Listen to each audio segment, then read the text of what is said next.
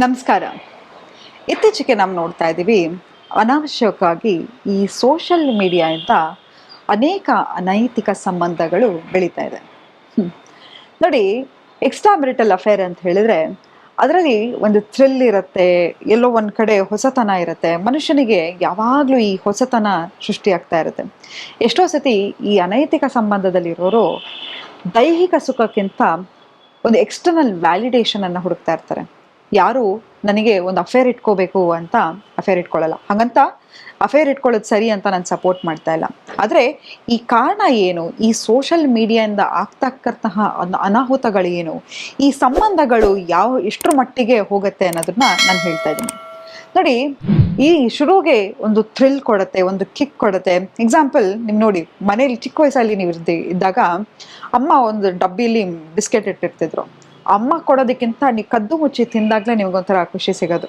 ಹೇಳ್ತಾರಲ್ಲ, ಕದ್ದು ತಿನ್ನೋ ಹಣ್ಣಿಗೆ ರುಚಿ ಜಾಸ್ತಿ ಅಂತ ಹೇಳ್ತಾರೆ. ಹಾಗೆ ಈ ಎಕ್ಸ್ಟ್ರಾ ಮೆರಿಟಲ್ ಅಫೇರ್ ಅನ್ನೋದು ಕೆಲವರಿಗೆ ಒಂದು ಥ್ರಿಲ್ ಕೊಡ್ತಾ ಇರುತ್ತೆ. ಮದುವೆ ಈ ಎಕ್ಸ್ಟ್ರಾ ಮೆರಿಟಲ್ ಅಫೇರ್ ಇಟ್ಕೊಂಡಿರ್ತಾರಲ್ಲ, ಯಾರು ತನ್ನ ಹೆಂಡತಿ ಅಥವಾ ಗಂಡನ ಬಿಡಬೇಕು ಅಂತ ಇರಲ್ಲ. ಅವರಿಗೆ ಸ್ಟಿಲ್ ಎಲ್ಲ ಎಷ್ಟೇ ಕೆಟ್ಟದಾಗಿದ್ರು ನನ್ನ ಗಂಡ ನನಗೆ ಬೇಕು, ನನ್ನ ಹೆಂಡತಿ ನನಗೆ ಬೇಕು ಅಂತ ಫರ್ಮ್ ಆಗಿರ್ತಾರೆ. ಹಾಗಿದ್ರೆ ಇವ್ರು ಮತ್ತೆ ಯಾಕೆ ಈ ಥರ ಬೇರೆಯವ್ರ ಜೀವನಕ್ಕೆ ಹೋಗ್ತಾರೆ, ಬೇರೆಯವ್ರನ್ನೇ ಯಾಕೆ ಚೂಸ್ ಮಾಡ್ತಾರೆ? ಅದರಲ್ಲೂ ಈ ಸೋಷಿಯಲ್ ಮೀಡಿಯಾ ಅನ್ನೋದು ಒಂದು ಬಣ್ಣದ ಚಿಟ್ಟೆ ಥರ ಎಲ್ಲ ಕಡೆ ಹೋಗಿ ಎಷ್ಟೋ ಮನೆಗಳು ಹಾಳಾಗ್ತಾ ಇದೆ, ಎಷ್ಟೋ ಸಂಸಾರಗಳು ಹಾಳಾಗ್ತಾ ಇದೆ ಇದರಿಂದ. ಯಾತಕ್ಕೆ? ಇದರಿಂದ ನಮ್ಮ ಮನಸ್ಸನ್ನು ಹೇಗೆ ನಿಯಂತ್ರಿಸ್ಕೊಳ್ಳೋದು? ಈ ಥರ ಡಿಸ್ಟ್ರಾಕ್ಷನ್ ಇಂದಲ್ಲ ನಾವು ಹೇಗೆ ದೂರ ಉಳಿಯೋದು? ಮುಂದೆ ಇದರಿಂದ ಆಗ್ತಕ್ಕಂಥ ಅನಾಹುತಗಳು ಏನೇನು ಅಂತ ಹೇಳ್ತೀನಿ. ನೋಡಿ, ಈಗ ಓರ್ವ ವ್ಯಕ್ತಿ, ನಾನು ಮದುವೆ ಆಗಿದ್ದೀನಿ, ಓರ್ವ ವ್ಯಕ್ತಿ ನನಗೆ ಒಂದು ಸೋಷಿಯಲ್ ಮೀಡಿಯಾದಲ್ಲಿ ಪರಿಚಯ ಆಗಿರ್ತಾರೆ ಅಂತ ತಿಳ್ಕೊಳ್ಳೋಣ. ಶುರುಗೆ ನನಗೇನು ಅನಿಸ್ತಿರುತ್ತೆ, ಒಂದು ಥ್ರಿಲ್, ನನ್ನ ಗಂಡ ನನಗೆ ಅಟೆನ್ಷನ್ ಕೊಡ್ತಾ ಇಲ್ಲ, ಆಸಕ್ತಿ ಕೊಡ್ತಾ ಇಲ್ಲ, ಕೇರ್ ಕೊಡ್ತಾ ಇಲ್ಲ. ನನಗೆ ಯಾರೋ ಒಬ್ಬರು ನೀನು ಚೆನ್ನಾಗಿದ್ಯಾ, ಊಟ ಮಾಡಿದ್ಯಾ, ತಿಂಡಿ ತಿಂದ್ಯಾ ಅಂತ ಒಂದು ಸ್ವಲ್ಪ ಅಟೆನ್ಷನ್ ಕೊಟ್ಟರೆ, ಜಸ್ಟ್ ಫ್ರೆಂಡ್ಸ್ ಆಗಿರೋಣ, ಒಂದು ವ್ಯಕ್ತಿ ಫ್ರೆಂಡ್ ಆಗಿದ್ರೆ ಸಾಕು ಅಂತ ಇರ್ತೀವಿ. ಆದರೆ ಆ ವ್ಯಕ್ತಿಗೂ ನಿಮ್ಮಲ್ಲೆಲ್ಲೋ ಒಂದು ಕಡೆ ಆಕರ್ಷಣೆ ಇರುತ್ತೆ, ನಿಮ್ಮನ್ನು ಹೆಚ್ಚಾಗಿ ಮಾತಾಡ್ಸೋದು, ನಿಮ್ಮನ್ನು ಅಟೆನ್ಷನ್ ಕೊಡೋದು. ಶುರುವಿಗೆ ನಿಮ್ಮ ರಿಲೇಷನ್ಶಿಪ್ಪು ಹೀಗೆ ಇತ್ತು ಅಲ್ವಾ ರೀ? ಆದರೆ ಹೋಗ್ತಾ ಹೋಗ್ತಾ ಕ್ರಮೇಣವಾಗಿ ನಾವೆಲ್ಲರೂ ಬದಲಾಗ್ತಾ ಹೋಗ್ತೀವಿ, ನಮ್ಮ ಇಂಪಾರ್ಟೆನ್ಸ್ ಬದಲಾಗ್ತಾ ಹೋಗುತ್ತೆ. ಈಗ ನಾನು ಮದುವೆ ಆಗಬೇಕು ಹೋಗಿದ್ರೆ ನನ್ನ ಗಂಡನ ಹತ್ರ ಎಷ್ಟೊತ್ತು ಮಾತಾಡ್ತಾ ಇದ್ದೆ. ಅಂದರೆ ಮದುವೆ ಆದ ನಂತರ ನನ್ನ ಗಂಡ ಬಂದಮೇಲೆ ನನ್ನ ಮಕ್ಳ ಮೇಲೆ ಅಟೆನ್ಷನ್ ಹೋಗ್ತಾ ಹೋಗುತ್ತೆ, ನನ್ನ ಸಂಸಾರ ಹೇಗೆ ವೃದ್ಧಿ ಮಾಡೋದು ಅಂತ ಹೋಗುತ್ತೆ, ನನ್ನ ಕೆಲಸದ ಮೇಲೆ ಅಟೆನ್ಷನ್ ಹೋಗುತ್ತೆ, ಮನೆ ಕಟ್ಟಬೇಕು ಅನ್ನೋ ಸ್ಟ್ರೆಸ್ ಇರುತ್ತೆ, ಗಾಡಿ ತೊಗೋಬೇಕು ಅನ್ನೋ ಸ್ಟ್ರೆಸ್ ಇರುತ್ತೆ, ಅಥವಾ ಲೋನ್ಗಳು, ಹೀಗೆ ಹಲವಾರು ಸ್ಟ್ರೆಸ್ಗಳಿರುತ್ತೆ. ನಮ್ಮ ಅಟೆನ್ಷನ್ ಡೈವರ್ಸಿಫೈ ಆಗ್ತಾ ಹೋಗುತ್ತೆ.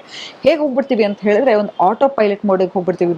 ಬೆಳಗ್ಗೆ ಎದಳು, ತಿಂಡಿ ಮಾಡು, ಮಕ್ಳನ್ನ ಸ್ಕೂಲಿಗೆ ಕಳಿಸು, ಕೆಲಸ ಮಾಡು, ನಂತರ ಒಂದು ಏನಿದೆಯೋ ನನ್ನ ಮಕ್ಕಳು ಬರೋತ್ತಿಗೆ ಮತ್ತೆ ತಿಂಡಿ ಮಾಡು, ಟಿವಿ ನೋಡು, ಹೀಗೆ ಒಂದು ಆಟೋ ಪೈಲಟ್ ಮೋಡಿಗೆ ಹೋಗ್ಬಿಟ್ಟಿರುತ್ತೆ. ನಮಗೆ ಜೀವನದಲ್ಲಿ ಏನೂ ಥ್ರಿಲ್ ಇರಲ್ಲ, ಏನೂ ಚೇಂಜಸ್ ಇರಲ್ಲ. ಎಲ್ಲೋ ಒಬ್ರು ಒಂದು ಕಡೆ ಒಂಚೂರು ಅಟೆನ್ಷನ್ ಕೊಟ್ಟಾಗ ಆ ಕಡೆ ಮನಸ್ಸು ವಾಲೋದು ಸರ್ವೇ ಸಾಮಾನ್ಯ. ಆದರೆ ಇದರ ಮುಂದಿನ ಎಫೆಕ್ಟ್ ಏನು ಗೊತ್ತಾ? ಸ್ಲೋಲಿ ಈ ಫ್ರೆಂಡ್ಶಿಪ್ಪು ಪ್ರೀತಿಗೆ ಬದಲಾಗತ್ತೆ. ನೋಡಿ, ನಾವು ಮನುಷ್ಯರು ಎಷ್ಟು ಮಟ್ಟಿಗೆ ಅಂತ ಹೇಳಿದ್ರೆ, ಯಾರಾದರೂ ಒಂಚೂರು ಅಟೆನ್ಷನ್ ಕೊಟ್ಟರೆ ಟಮಕ್ ಅಂತ ಬಿದ್ದೋಗ್ಬಿಡ್ತೀವಿ. ಆದರೆ ನೋಡಿ, ಈಗ ನಾನು ಮನೇಲಿದ್ದೀನಿ ಅಂತ ಹೇಳಿದ್ರೆ, ನನ್ನ ಗಂಡ ನನ್ನ ಕೋಪವನ್ನು ಸಹಿಸ್ಕೊಂಡಿರ್ತಾನೆ, ಅಥವಾ ನನ್ನ ವರ್ಸ್ಟ್ ಟೈಮಲ್ಲಿ ನೋಡಿರ್ತಾರೆ, ನನ್ನ ಮೇಕಪ್ ಇಲ್ಲದೆ ನೋಡಿರ್ತಾರೆ, ಹೇಗೋ ಎಲ್ಲವನ್ನು ನೋಡಿರ್ತಾರೆ. ಅದೇ ನಾನು ನನ್ನ ಅಫೇರ್ ಅಥವಾ ನನ್ನ ಇನ್ನೊಂದು ಫ್ರೆಂಡ್ಶಿಪ್ಪನ್ನು ಮೀಟ್ ಮಾಡಬೇಕಾದ್ರೆ ಹೇಗೆ ಹೋಗ್ತೀನಿ, ತುಂಬ ಪ್ರೆಸೆಂಟೇಬಲ್ ಆಗಿರ್ತೀನಿ. ನನ್ನ ಯಾವುದೇ ಥರ ಟ್ಯಾಂಟ್ರಮ್ಸ್ ಆಗಿರಲಿ, ನೋವಾಗಿರಲಿ, ದುಃಖ ಆಗಿರಲಿ, ಈಗ ನನ್ನ ಅಪ್ಪ ಅಮ್ಮಂಗೆ ಹುಷಾರಾಗಿಲ್ಲ ಅಂತ ಹೇಳಿದರೆ ನೋಡ್ಕೊಳ್ಳೋದು ನಿಮ್ಮ ಸ್ಪೌಸ್ ಆಗಿರ್ತಾರೆ. ಎಲ್ಲ ರೀತಿಯ ನಿಮ್ಮ ಟ್ರಬಲ್ ಇರ್ತಕ್ಕಂಥ ಏರಿಯಾವನ್ನು ಹ್ಯಾಂಡಲ್ ಮಾಡೋದು ಯಾರು? ನಿಮ್ಮ ಸ್ಪೌಸು. ಅದೇ ಈ ಥರ ಎಕ್ಸ್ಟರ್ನಲ್ ಫ್ಯಾಂಟಸಿ ರಿಲೇಷನ್ಶಿಪ್ಗಳು ಏನಿರುತ್ತೆ, ಅಲ್ಲಿ ನಿಮ್ಮ ಬೆಸ್ಟ್ ವರ್ಷನನ್ನು ತೋರಿಸ್ತಾ ಹೋಗ್ತೀರಾ. ನಮ್ಮೆಲ್ಲರಿಗೂ ಒಂದು ಡಿಫ್ರೆಂಟ್ ಫೇಸಸ್ ಇರುತ್ತೆ. ಆ ಎಲ್ಲ ಮುಖವನ್ನು ನಾವೆಲ್ಲರ ಹತ್ರ ತೋರಿಸ್ಲಿಕ್ಕಾಗಲ್ಲ. ಎಲ್ಲೋ ಒಬ್ಬರಿಗೆ ಆ ಒಂದು ಫೇಸನ್ನು ತೋರಿಸ್ಲಿಕ್ಕೆ ಇಷ್ಟಪಡ್ತಾ ಇರ್ತೀವಿ. ಅದೇ ಈ ಅಫೇರ್ಗಳು ನಮಗೆ ಅದು ಥ್ರಿಲ್ ಅಂತ ಅನಿಸ್ತಾ ಇರುತ್ತೆ. ನಾನು ಯಾವಾಗಲೂ ಹೇಳ್ತಾ ಇರ್ತೀನಿ, ಆ ವ್ಯಕ್ತಿ ತುಂಬ ಏನು ಸ್ಪೆಷಲ್ ಇರಲ್ಲ, ಒಂದು ಸಾಧಾರಣ ವ್ಯಕ್ತಿಯಾಗಿರ್ತಾರೆ. ಆದರೆ ನೀವು ಆ ವ್ಯಕ್ತಿ ಜೊತೆ ಇದ್ದ ರೀತಿ ನಿಮಗೆ ಇಷ್ಟ ಆಗ್ತಾ ಹೋಗುತ್ತೆ. ಆ ವ್ಯಕ್ತಿ ಕಷ್ಟತ್ ಮನುಷ್ಯ ಆಗಿರ್ತಾರೆ. ಆ ವ್ಯಕ್ತಿ ಹತ್ರ ಹೋಗಿ ನೀವು ಎಷ್ಟೋ ಸತಿ ಬೇಲಾಡ್ತಿರ್ತೀರ, ಅಟೆನ್ಷನ್ ಕೊಡು, ಪ್ರೀತಿ ಕೊಡು, ಕಾಳಜಿ ಕೊಡು, ದಯವಿಟ್ಟು ನನ್ನ ಮಾತಾಡಿಸು, ನಿಮ್ಮ ಸೆಲ್ಫ್ ರೆಸ್ಪೆಕ್ಟನ್ನು ಬಿಟ್ಟು ಎಷ್ಟೋ ಸತಿ ಆ ವ್ಯಕ್ತಿ ಹತ್ರ ಹೋಗಿ ಹೋಗಿ ಅಂಗಾಜಿ ಬೇಡ್ತಾ ಇರ್ತಾರೆ. ಶುರುಗೆ ಇಷ್ಟು ಸ್ವೀಟ್ ಆಗಿರೋ relationship slowly slowly slowly poison ಆಗ್ತಾ ಹೋಗುತ್ತೆ. ಇದು ನಿಜ. ಎಷ್ಟೋ ಜನ ನನ್ನ ಹತ್ರ ಬಂದವರು ಕೂಡ ತನ್ನ ತನವನ್ನ ಕಳ್ಕೊಂಡು, ತನ್ನ ರೆಸ್ಪೆಕ್ಟನ್ನು ಕಳ್ಕೊಂಡು ಕೆಲವು ಸತಿ ಎಷ್ಟರ ಮಟ್ಟಿಗೆ ಹೋಗ್ತಾರೆ ಅಂತ ಹೇಳಿದ್ರೆ ಅದು ಮೆಂಟಲ್ ಟಾರ್ಚರ್ ಆಗಿಬಿಟ್ಟಿರುತ್ತೆ. ನೋಡಿ, ಎಷ್ಟೋ ಸತಿ ನೀವು ನೋಡಿದ್ರೆ ಕೆಲವರು ಬ್ಲ್ಯಾಕ್ ಮೇಲ್ ಮಾಡಲಿಕ್ಕೆ ಶುರು ಮಾಡ್ತಾರೆ. ನೀವು ಸೋಷಿಯಲ್ ಮೀಡಿಯಾದಲ್ಲಿ ಮೀಟ್ ಆಗ್ತಕ್ಕಂಥ ವ್ಯಕ್ತಿ ರಿಯಲ್ ಆಗಿರ್ತಾರೋ ಅಥವಾ ಅವರ ಫ್ಯಾಮಿಲಿ ಹೇಗಿರುತ್ತೋ, ಕೆಲವರು ಎಷ್ಟೋ ರೀತಿ ಯಾವ್ಯಾವ ರೀತಿ ಅವರಿಗೆ ಸೈಕಾಲಜಿಕಲ್ ಪ್ರಾಬ್ಲಮ್ ಇರುತ್ತೋ ನಮಗೆ ಗೊತ್ತಿಲ್ಲ. ಈಗ ಎಲ್ಲ ಸರಿಯಾಗಿ ಶಾನ್ಗಟ್ಲೆ ಸಂಸಾರ ಮಾಡಿರ್ತಕ್ಕಂಥ ಹೆಂಡತಿ ಅಥವಾ ಗಂಡನೇ ಈ ಥರ ಆಡಬೇಕಾದ್ರೆ ಯಾರೋ ಒಬ್ರು ಮೀಟ್ ಆದವರು ಹೇಗಿರ್ತಾರೆ ಗೊತ್ತಿಲ್ಲ. ಎಷ್ಟೋ ಸತಿ ನೀವು ನೋಡಿರ್ಬೋದು, ಈ ಡೇಟಿಂಗ್ ವೆಬ್ಸೈಟಲ್ಲಿ ಮೀಟ್ ಆದವರು ಎಷ್ಟೋ ಸತಿ ಕೊಲೆ ಮಾಡೋ ಮಟ್ಟಿಗೆ ಹೋಗಿರ್ತಾರೆ. ಆ ರಿಲೇಷನ್ಶಿಪ್ ಎಷ್ಟರ ಮಟ್ಟಿಗೆ ಹೋಗಿರುತ್ತೆ ಅಂತ ಹೇಳಿದ್ರೆ ಒಬ್ರನ್ನೊಬ್ರು ಸಾಯಿಸ್ಕೊಳ್ಳೋಷ್ಟು ಮಟ್ಟಿಗೆ ವಿಷ ಆಗಿರುತ್ತೆ. ಬ್ಲ್ಯಾಕ್ ಮೇಲ್ ಮಾಡ್ತಾರೆ, ಏನಾಗತ್ತೆ ಅಂತ ಗೊತ್ತಿರಲ್ಲ. ಸೊ ಈ ಸೋಷಿಯಲ್ ಮೀಡಿಯಾದಲ್ಲಿ ಇವಾಗ ನಾನು ಅಳ್ತಾ ಇರೋ ಫೋಟೋ ಹಾಕ್ತೀನಾ? ಇಲ್ಲ. ನಗ್ತಾ ಇರೋ ಫೋಟೋ, ಚೆನ್ನಾಗಿರೋ ಫೋಟೋ, ಫಿಲ್ಟರ್ ಹಾಕಿ ಎಡಿಟ್ ಮಾಡಿ ಫೋಟೋಶಾಪ್ ಮಾಡಿ 1000 ರೀತಿ ಹಾಕ್ತೀನಿ ಅಲ್ವಾ? ಹಾಗಾಗಿ ಯಾರೂ ಅವರ ರಿಯಾಲಿಟಿಯನ್ನು ತೋರಿಸಲ್ಲ. ನೀವು 2 ನಿಮಿಷ ಅಥವಾ 1 ಅವರ್ 2 ಅವರ್ ಮೀಟ್ ಮಾಡಿದಾಗ ಪ್ರೀತಿ ತೋರ್ಸಕ್ಕೆ ಅವ್ರಿಗೆ ಏನಾಗಬೇಕು ಅಲ್ವಾ? ಸ್ವೀಟ್ ಮಾತಾಡೋದಕ್ಕೆ ಏನಾಗಬೇಕು? ಯಾವಾಗ ನೋಡಿ ನಾವು ಯಾರ ಜೊತೆ ಟ್ರಾವೆಲ್ ಮಾಡ್ತೀವಿ, ಯಾರ ಜೊತೆ ಫಿನಾನ್ಸ್ ಇರುತ್ತೆ, ಯಾರ ಜೊತೆ ನಾವು ಇರ್ತೀವಲ್ಲ ಒಂದೇ ಮನೇಲಿ, ಆಗ ಅವರ ನಿಜವಾದ ಬಣ್ಣ ಗೊತ್ತಾಗುತ್ತೆ.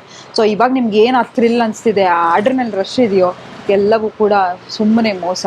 ಹಾಗಾಗಿ ನಿಮ್ಮ ತನವನ್ನು ನೀವು ಉಳಿಸ್ಕೊತಾ ಹೋಗಿ, ನಿಮ್ಮ ಡಿಗ್ನಿಟಿಯನ್ನು ಉಳಿಸ್ಕೊಳ್ಳಿ. ಹೇಳ್ತಾರಲ್ವಾ, ಹರ್ಷದ ಕೂಳಿಗೋಸ್ಕರ ವರ್ಷದ ಕೂಳು ಕಳ್ಕೊಂಡ್ರಂತೆ ಅಂತ. ಹಾಗೆ ಈ ಥರ ಬರ್ತಕ್ಕಂಥ ಸಂಬಂಧಗಳೆಲ್ಲ ನೀರ ಮೇಲಿರ್ತಕ್ಕಂಥ ಗುಳ್ಳೆ. ಸರ್ವೇ ಸಾಮಾನ್ಯ ನಮ್ಮ ಮನಸ್ಸು ಆ ಕಡೆ ವಾಲದು, ಆದರೆ ಯಾವುದು ನಿಜವಲ್ಲ. ಗೊತ್ತಾಯ್ತಾ? ನಮ್ಮ ಮನಸ್ಸು ಡಿಸ್ಟ್ರಾಕ್ಟ್ ಮಾಡ್ತಾರೆ. ಎಷ್ಟೋ ಜನ ನಾನು ನೋಡಿದ್ದೀನಿ ತನ್ನ ಸಂಸಾರವನ್ನು ಇಂತಹ ವಿಷಯಕ್ಕೆ ತೊಳಗಾಡಿಸ್ಕೊಂಡು ಎಷ್ಟೋ ವರ್ಷದ ಮದುವೆಯನ್ನು ಹಾಳು ಮಾಡ್ಕೊಂಡಿರೋದು.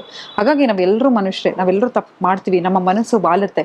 ಆದರೆ ನಮ್ಮ ಮನಸ್ಸನ್ನು ಸೀಮಿತದಲ್ಲಿ ಇಟ್ಕೊಳ್ಳೋದು ತುಂಬಾ ಮುಖ್ಯ ಅಂತ ಹೇಳ್ತಾ ಇವತ್ತಿನ ಸಂಚಿಕೆಯನ್ನು ನಾನು ಮುಕ್ತಾಯಗೊಳಿಸ್ತಿದ್ದೀನಿ. ಧನ್ಯವಾದಗಳು.